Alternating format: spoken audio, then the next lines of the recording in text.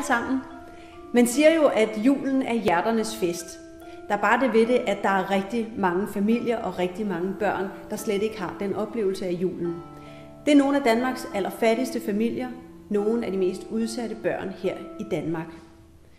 Jeg ved det, fordi jeg har haft den store fornøjelse at møde mange af de her børn gennem mit virke i Dansk Folkehjælp.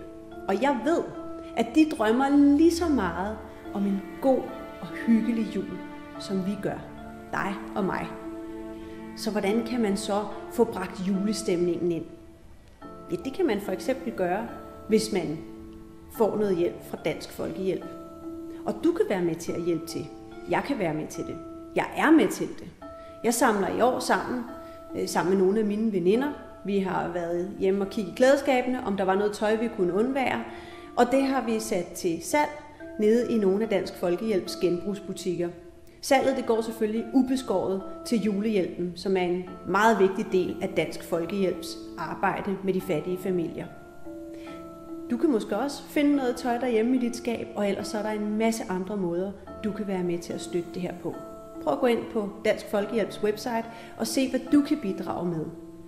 For mig er det i hvert fald vigtigt, at de her børn de får lov til at opleve, at julen den er rent faktisk hjerternes fest.